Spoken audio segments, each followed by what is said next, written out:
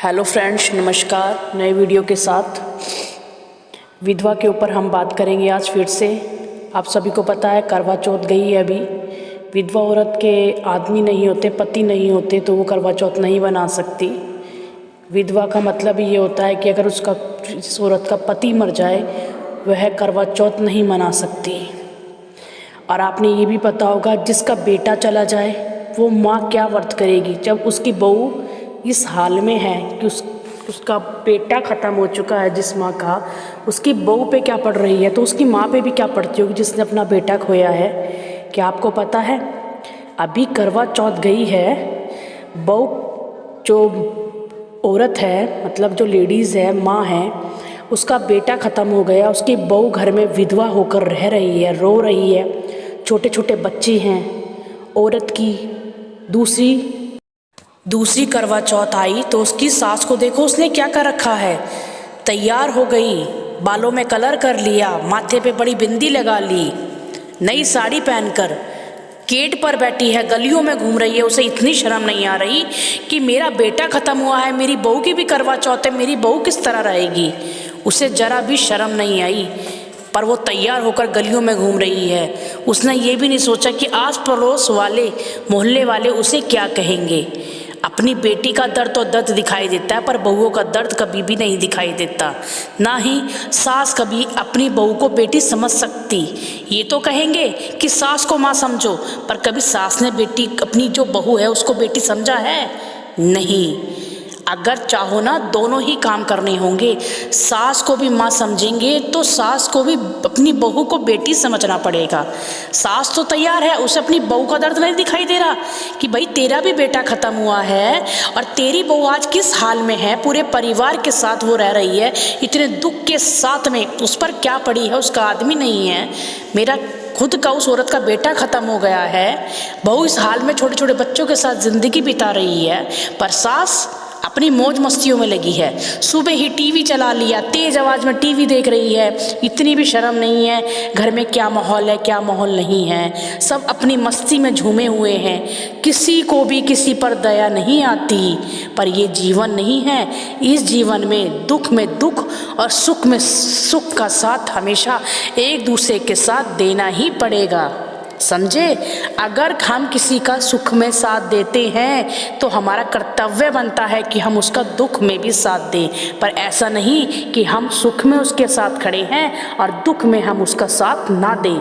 अगर हम उसका दुख में साथ नहीं देते तो हम इंसान नहीं, हम जानवर हैं, समझे। हमें भगवान ने इंसान की जूनी दी है तो हमें इंसानों वाले ही काम करने पड़ेंगे। अपना धर्म, अपना कर्तव्य हमें इस दुनिया में अगर आए हैं, जीना है तो हमें निभाना ही पड़ेगा, समझे। अगर आज आपकी बहू दुखी है, परेशान है, आज वो अगर हम उसके दुख में उसके साथ नहीं खड़े तो हम काहे की सास हुई। अगर सास बहू के साथ नहीं खड़ी हुई तो अगर जब हमारी सास दुख होगी तो बहू कौन सा अपनी सास के साथ खड़ी हो जाएगी। जैसे को तैसा मिलेगा ही। आज अगर हम किसी की मदद कर रहे हैं तो कल कोई हमारी मदद भी कर देगा। अगर हम आज सामने वाले की मदद नहीं कर रहे या दुख में उसके साथ नहीं खड़े तो कल को अगर हम परेशान होंगे, ना ही वो हमारे दुख में खड़ा होगा ना वो हमारे सुख में, समझे। हमेशा हमको सबके, दूसरों के, अपनों के दुख को समझना चाहिए। और विधवा की ना ही कभी बद्दुआ लेनी चाहिए, ना ही कभी उसका दिल दुखाना चाहिए। हमेशा उसकी मदद करनी चाहिए, उसे हौसला देना चाहिए और उनको जीने की राह दिखानी चाहिए। परिवार वालों को, मेरी बेटी नाराज ना हो, गुस्सा ना हो, हिम्मत मत हार, तुझे दुनिया में जीना है मेरी बच्ची, हम तेरे साथ हैं, हम तेरे और तेरे बच्चों का ध्यान रखेंगे। तुम्हें अगर किसी चीज़ की भी ज़रूरत होगी तो हम तुम्हें वो चीज़ देंगे। तुम्हें कोई परेशानी हो तो हमें बताना, हमें ये सब उससे कहना पड़ेगा, क्योंकि बहू हमारे घर की बेटी होती है, लक्ष्मी होती है। हमें बहू के साथ में कभी भी गलत व्यवहार नहीं करना चाहिए। मैं भी एक घर की बहू हूँ, मेरे भी सास ससुर हैं और मेरे साथ में मेरे सास ससुर इस तरह व्यवहार किया है जैसे मेरे मम्मी पापा, मतलब मेरे माँ बाप ने मेरे साथ किया है। मेरी सास और ससुर मुझे अपनी बेटी की तरह रखते हैं। इसीलिए मैं आपसे कह रही हूँ कि हमेशा सास ससुरों को, बहू को बेटी समझना चाहिए। मेरी सास हमेशा मुझे बेटी बेटी कहकर बोलती थी।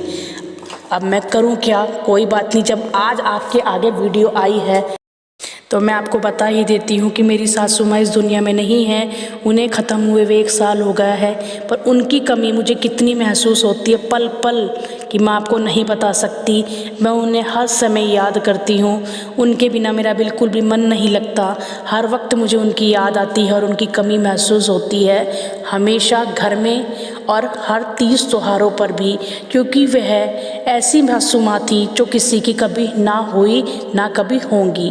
क्योंकि उन्होंने मुझे अपनी बेटी की तरह रखा और मुझे इज्जत दी, मान दिया, सम्मान दिया, मेरा हर काम किया और मुझे कभी किसी चीज़ की कमी नहीं होने दी। मैं हमेशा यही चाहूँगी जैसी सासू माँ मेरी थी हमेशा हर किसी को मिले। वो अब भी मेरे दिलों में हैं और हमेशा ही रहेंगी। मैं उनको कोटि कोटि प्रणाम करती हूँ और हमेशा यही चाहती हूँ वो जहाँ भी हैं वो खुश रहें, भगवान उनकी आत्मा को शांति दे और वो हमेशा अपना आशीर्वाद मुझ पर बनाए रखें। सुनने के लिए थैंक यू सो मच।